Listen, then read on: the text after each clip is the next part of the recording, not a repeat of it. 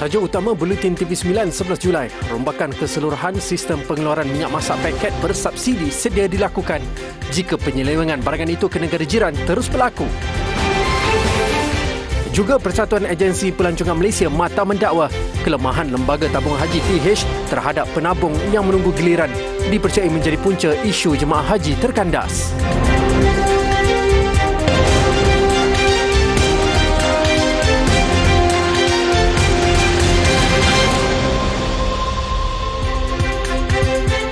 Assalamualaikum dan salam sejahtera. Rombakan keseluruhan sistem pengeluaran minyak masak paket bersubsidi sedia dilakukan jika penyelewengan barangan itu ke negara jiran terus berlaku.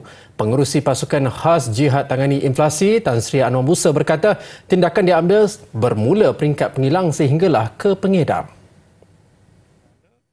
Beliau yang juga Menteri Komunikasi dan Multimedia memaklumkan pertemuan dengan kesemua 22 pengilang besar minyak masak secara pukal akan diadakan untuk menyampaikan sendiri mesej yang tegas supaya mengikut peraturan yang ditetapkan kerajaan.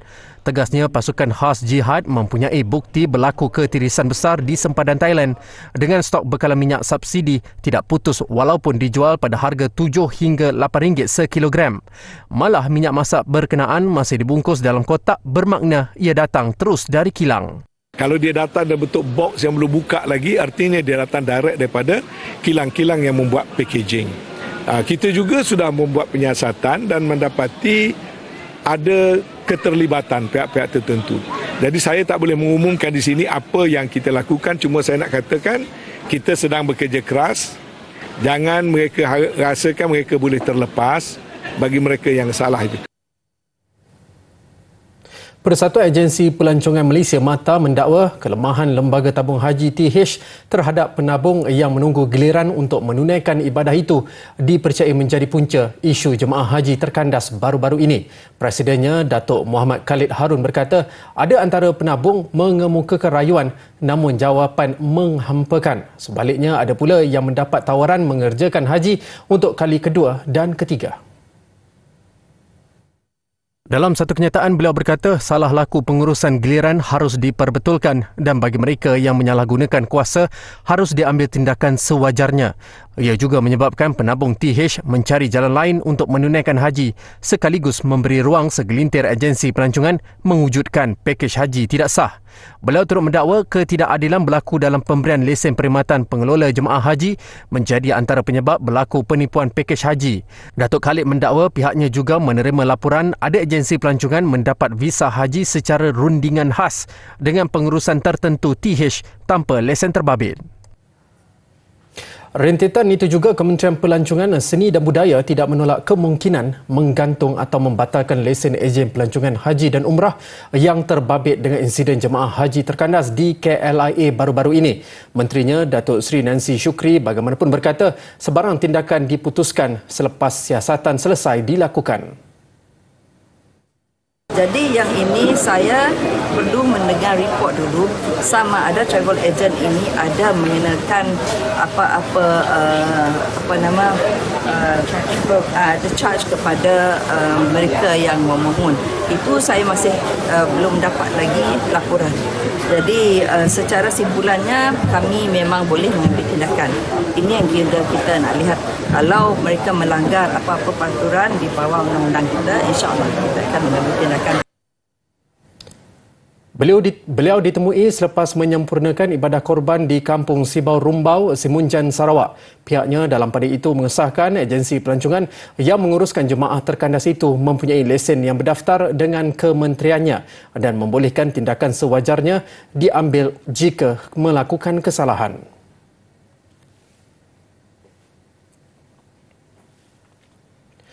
Tempoh rema lelaki yang disyaki membunuh isteri dan bayinya berusia 3 bulan di sebuah rumah di Kampung Bakar Batu, Johor Bahru Isnin lalu disambung 7 hari lagi. Sehingga 18 Julai ini, perintah reman yang berkuat kuasa esok dikeluarkan oleh penolong kanan pendaftar Mahkamah Magistrate Johor Bahru, Suhaila Syaifuddin.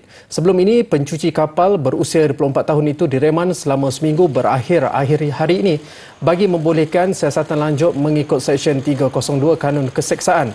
Lelaki terbabit ditahan 4 Julai lalu ketika menunggang motosikal dalam keadaan berbogel di kawasan Permas Jaya beberapa jam selepas mayat 2 beranak itu ditemui.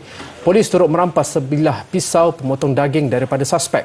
Setakat 2 hari lalu, seramai 11 individu diambil keterangan membabitkan kes pembunuhan itu. Bogel, Mat. Tak tahu ni steam apa ni. Teman lelaki kepada wanita yang disiasat kerana menghina agama Islam di sebuah kelab komedi baru-baru ini turut ditahan polis.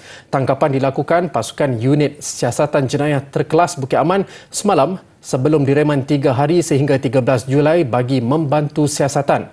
Setiausaha Polis Malaysia, Datuk Nur Syah Muhammad Saduddin berkata bagi suspek wanita yang ditahan kemarin, pihaknya akan membuat permohonan untuk lanjutan reman yang akan tamat esok.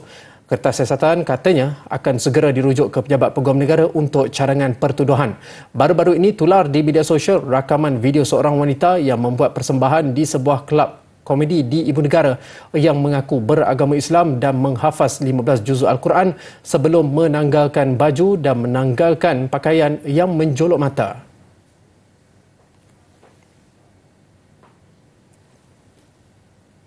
Beberapa lebuh raya utama negara terutamanya dari pantai timur, utara dan selatan mula dipenuhi kenderaan warga kota yang dalam perjalanan pulang ke Ibu Negara selepas cuti Aidiladha. Keadaan dijangka bertambah sesak bermula malam ini dari pantai timur membabitkan perantau Kelantan, Pahang dan Terengganu.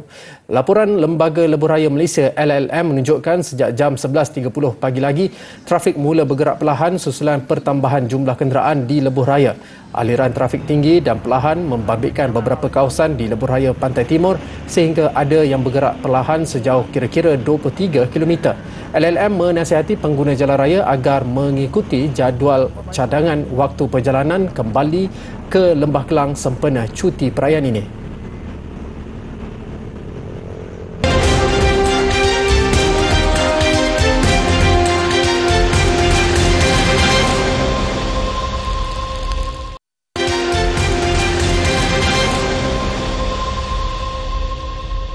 Kembali bersua, penduduk Taman Semabuk Perdana Melaka resah apabila seringkali diancam anjing liar sejak 2 tahun lalu.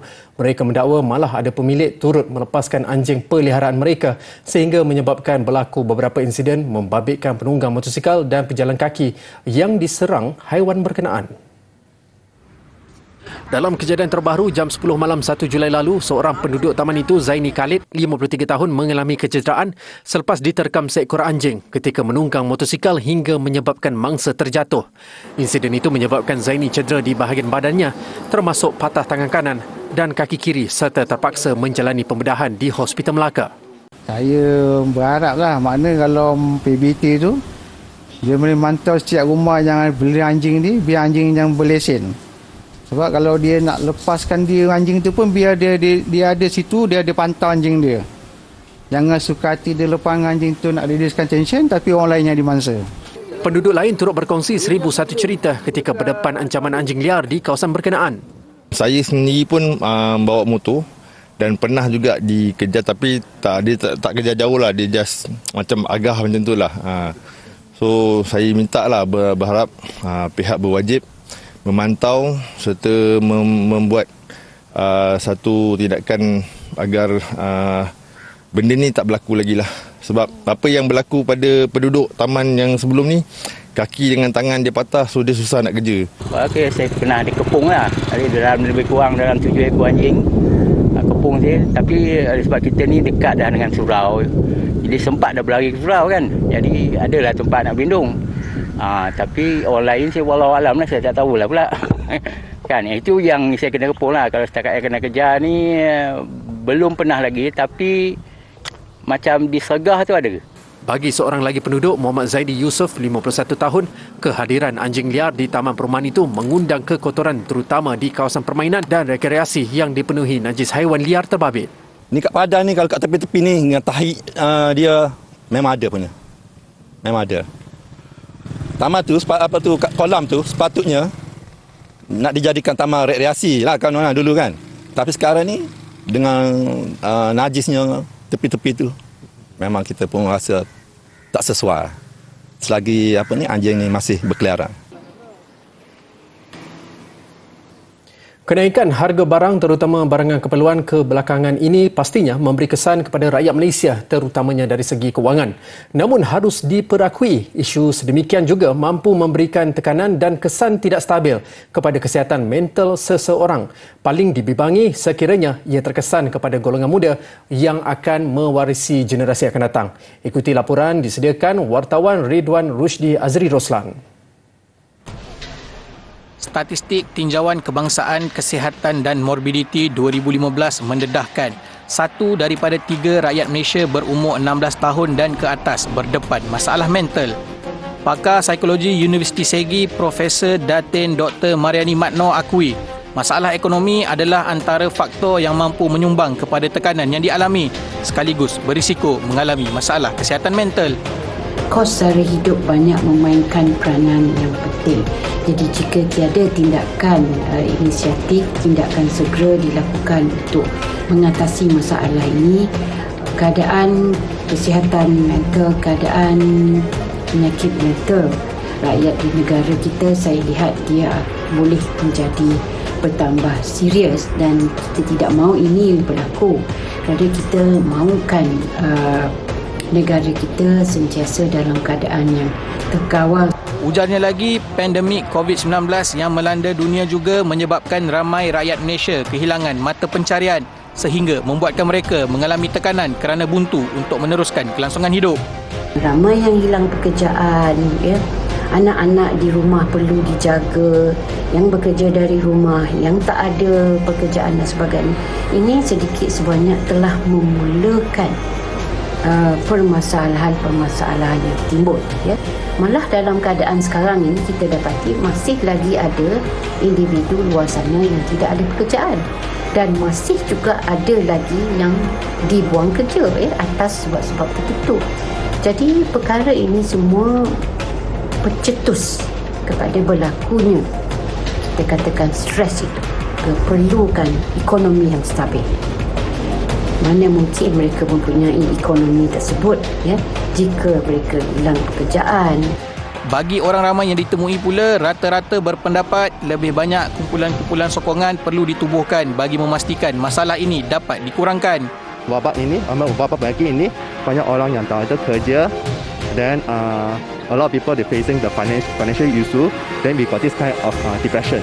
That's why kita mesti ada society, mungkin society yang baru untuk concern about ini punya isu supaya sebelum isu itu menjadi diabaikan lah. Merebak. Saya rasa itu amat penting. Mereka juga mengakui kesedaran mengenai kesihatan mental perlu diberi lebih perhatian.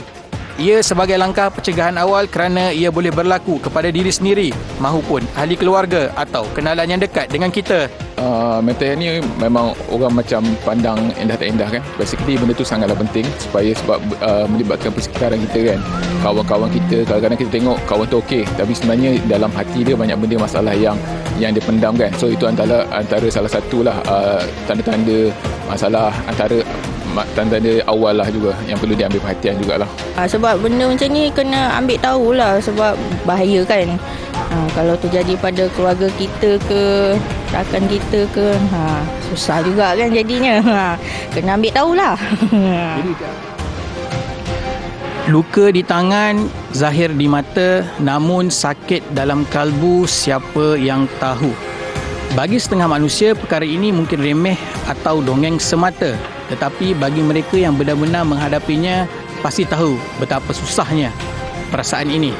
Ditambah dengan stigma-stigma negatif yang sering menyelubungi isu ini, pastinya membuatkan mereka yang terkesan takut dan bimbang mendapatkan rawatan dan perubatan yang sepatutnya mereka dapatkan. Jadi, ambillah inisiatif, tambahkan kesedaran anda terhadap isu ini agar semua orang dapat kita bantu selain kita dapat hidup dalam keadaan yang lebih harmoni dan sejahtera. Ridwan Rushdi Azri Roslan melaporkan.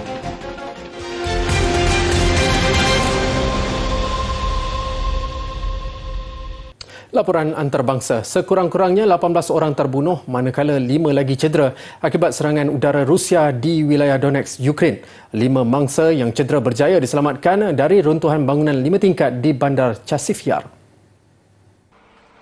Mangsa yang maut ditemui tertembus di bawah runtuhan bangunan itu. 4 peluru berpandu yang dilancarkan Rusia membedil penempatan Pevdini di selatan Chasiv Yar, kira-kira 30 km dari Donetsk. Operasi mencari dan menyelamat masih dijalankan di sekitar runtuhan itu. Difahamkan sekitar 35 orang termasuk seorang kanak-kanak masih terperangkap di bawah runtuhan. Menurut Pertubuhan Bangsa-Bangsa Bersatu PBB, hampir 4,900 orang awam terbunuh di Ukraine sejak operasi ketenteraan bermula pada 24 Februari lalu. Lebih 15 juta rakyat Ukraine terpaksa meninggalkan kediaman, termasuk lebih 8.4 juta melarikan diri ke negara lain. Kebakaran hutan yang mengancam pokok sikwa gergasi di Taman Negara Yosemite merebak 5 kali ganda pada hujung minggu, mengakibatkan kualiti udara terjejas selain merosakkan pemandangan di taman berkenaan. Setakat ini, api sudah merebak ke kawasan seluas 648 hektar sehingga sebahagian selatan taman terbabit. Kebakaran itu meningkat lebih 100 hektar berbanding Jumaat lalu, sehari selepas kebakaran dilaporkan. Kaki tangan Perkhidmatan Taman Negara mengambil tindakan pantas menutup Mariposa Grove yang menempatkan lebih 500 pokok sikoya gergasi matang. Selain memindahkan komuniti Wawona dan Hotel Wawona serta tapak perkhemahan. Pihak berkuasa persekutuan memberi amaran kualiti udara di kawasan terjejas sudah mencapai tahap tidak sihat. Malah kebakaran ditambah dengan cuaca kering dan panas memburukkan lagi keadaan selain mengakibatkan banyak pokok sikoya antaranya berusia 3,000 tahun musnah. Dalam perkembangan berkaitan, kira-kira 2,800 anggota bomba dikerah memadamkan kebakaran di hutan di Portugal ketika negara itu dilanda gelombang haba. Kebakaran sejak Khamis lalu memusnahkan sekurang-kurangnya 2 buah rumah dan sekitar 250 lokasi kebakaran dilaporkan. Tragedi berlaku ketika fenomena gelombang haba melanda Portugal dengan suhu mencapai lebih 40 darjah Celsius. Kerajaan Portugal semalam mengeluarkan amaran kecemasan bagi memastikan pasukan penyelamat sentiasa bersedia. Susulan kebakaran itu, Perdana Menteri Antonio Costa membatalkan lawatannya ke Mozambik. Mandat Pertubuhan Bangsa-Bangsa Bersatu PBB untuk penghantaran bantuan kepada kira-kira 4 juta orang di Syria dari Turki tamat hari ini ketika diplomat bergelut bagi memperbaharui perjanjian dengan Rusia. Menurut diplomat, Ireland dan Norway masih berusaha bagi mencapai tolak ansur, namun undian Majlis Keselamatan PBB UNSC yang dijalankan tidak memihak kepada mereka, mengakibatkan operasi bantuan terpaksa ditamatkan. Pada 2020, mandat sama turut berakhir namun diteruskan semula pada keesokannya hasil cubaan kelima majlis berkenaan. Ketua Bantuan PBB Martin Griffiths berkata, penyaluran bantuan termasuk makanan, perubatan dan pelindungan menjadi talian hayat penting dan berupaya mengakibatkan kematian jika tidak diteruskan. Rusia menggunakan kuasa veto bagi melanjutkan operasi itu selama setahun pada Jumaat lalu, namun gagal dalam usaha pembaharuan untuk tempoh 6 bulan yang memerlukan 15 anggota UNSC untuk menerima resolusi baharu itu. Amerika Syarikat, Britain dan Perancis berkata lanjutan tempoh 6 bulan tidak mencukupi untuk kumpulan bantuan merancang dan melaksanakan operasi dengan berkesan. Kata Pertubuhan Bangsa-Bangsa Bersatu PBB, penduduk dunia dijangka mencapai angka 8 bilion pada 15 November depan. Menurut laporan ramalan Badan Dunia itu lagi, India dijangka melepasi China sebagai negara berpenduduk paling ramai pada 2023. Saha Agung PBB Antonio Guterres berkata jumlah penduduk keseluruhan itu menjadi peringatan bahawa semua bertanggungjawab bagi menjaga bumi. Laporan ramalan yang dikeluarkan oleh Jabatan Hal Ehwal Sosial dan Ekonomi PBB itu memaklumkan penduduk dunia tumbuh pada kadar perlahan sejak 1950. Ia sepatutnya menghampiri angka 8.5 bilion pada 2030 dan 9.7 bilion pada 2050 serta 10.4 bilion pada 2080 sebelum mendatar pada kadar itu sehingga 2100. Ramalan kenaikan itu membabitkan 8 negara iaitu Kongo, Mesir, Habsyah, India, Nigeria, Pakistan, Filipina dan Tanzania.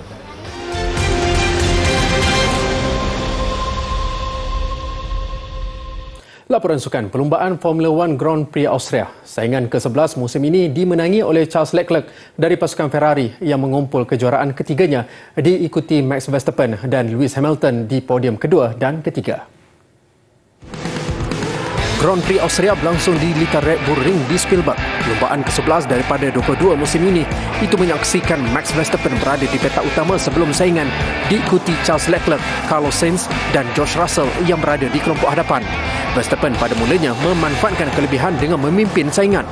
Tetapi kemudian berjaya dipintas Leclerc sebelum bertarung sengit bersilih ganti berada selaku pendahulu. Ketika Leclerc memberikan keceriaan kepada kamp Ferrari untuk memburu gelaran, rakan sepasukan Sainz pula bernasib malang. Jenderanya mengalami kerosakan sebelum terbakar pada pusingan ke-53, memaksanya menyelamatkan diri dan terkeluar daripada perlumbaan. Aksi yang bersambung semula selepas bendera kuning diturunkan, Leclerc menunjuk laju menamatkan 71 pusingan selaku juara. Pemenang 6 kali tahun ini dari Red Bull Racing, Verstappen pula di tempat kedua, manakala Lewis Hamilton memberikan podium tempat ketiga kepada Mercedes-AMG Petronas. Gelaran juara tenis perseorangan lelaki Wimbledon menjadi milik Novak Djokovic. Pemain nombor 1 dunia itu menewaskan Nick Kyrgios dari Australia 4-6, 6-3, 6-4, 7-6 di perlawanan akhir untuk mengumpul gelaran ke-7 karirnya. Dua ikon sensasi tenis lelaki dunia, Novak Djokovic dan Nick Kyrgios, bertembung di perlawanan akhir Wimbledon. Kyrgios membuat permulaan baik, memenangi permainan pembukaan 6-4 untuk mengejutkan pilihan utama menerusi servis ace. Tetapi pemain dari Australia itu hilang rentak, membolehkan Djokovic bangkit mencapai keputusan 6-3 di set berikutnya. Djokovic dan Kyrgios terus saling mengekori mata sebelum pemain dari Serbia itu semakin menghampiri gelaran keempatnya berturut-turut dengan kedudukan 6-4. Di set terakhir, sekali lagi Kyrgios cuba bangkit apabila mengikat Djokovic 6-6, memaksa penentuan tiebreak. Djokovic terus unggul dengan pukulan yang memerangkapkan lawannya itu dan mengesahkan gelaran ke-7 karirnya di All England Club hasil kejayaan 7-6. Ia juga melebarkan pencapaian kejuaraan ke-21 Grand Slam miliknya. Bola sepak J-League di Jepun, pendahulu Liga Yokohama F. Marinos menjaringkan gol saat akhir untuk mengelak kekalahan apabila mencetak keputusan 2-2 dengan Shimizu Osaka. Di Yodoko Sakura Stadium, Yokohama F. Marinos hadir dengan rekod 6 kemenangan berturut-turut berdepan Shimizu Osaka. Tuan rumah bermula baik apabila Kato Mutsuki meletakkan Shimizu Osaka di hadapan minit ke-31. Pelawat ketinggalan 0-2, 30 minit kemudian kali ini dari rembatan Adam Taggart. Nasib Shimizu Osaka berubah pada minit ke-79 selepas kesalahan yang dilakukan pemainnya menyebabkan mereka dihukum dengan penalti selain terpaksa beraksi 10 orang. Leo Sierra tidak mensisihkan peluang untuk menyepak masuk gol mengurangkan defisit 1-2. Pendahulu liga itu terselamat dari kekalahan selepas meraih jaringan penyamaan pada masa kecederaan sekali lagi dari Sierra. Di hujung permainan, kedua-dua pasukan berkongsi satu mata. Aksi lumba basikal lebuh raya Tour de France peringkat ke-9 dimenangi Bob Jungels yang melakukan kayuhan solo di garisan penamat. Jersey kuning pendahulu keseluruhan pula kekal di sarung Tadej Pogačar. Perlombaan Tour de France peringkat ke-9 berlangsung dari Angela, Switzerland menuju Châtel di Perancis sejauh 152.9 km. Kemenangan yang berlaku menyebabkan beberapa pelumba mengalami kecederaan kecil, tetapi ia tidak menghalang Michael Woods dari pasukan Premier Tech untuk meneruskan saingan. Pemenang dua peringkat edisi kali ini, ke-4 dan 8, Wout van Aert melaungkan amaran awal dengan mengepalai peloton dan mengutip mata maksimum di zon pencitan. Perlumbaan berbukit melewati Alps menuju penamat menyaksikan Bob Jungels melancarkan asakan awal membuat pemisahan. Simon Geschke kemudian tampil menjadi pesaing Jungels tetapi perlahan-lahan tercicir daripada posisi hadapan. Gerakan solo Jungels pada 60 km terakhir memastikannya sebagai juara peringkat yang juga gelaran sulung karirnya di jelajah itu. Pendahulu keseluruhan dari peringkat ke-6, Tadej Pogačar pula membuat hanjutan penting meraih tempat kelima dan mengekalkan pegangan jersey kuning. Baik saudara, jangan lupa terus ikuti kami di Facebook dan YouTube Bulletin TV9 bagi mengetahui perkembangan terkini. Baiklah, visual keceriaan kanak-kanak di Bandar Sidon, Selatan Lubnan yang dapat bermain permainan percuma di Taman Tema Mini sempena Aidiladha mengakhiri Bulletin TV9 malam ini. Saya Zahri Zafri Aziz Desa. Assalamualaikum dan selamat malam.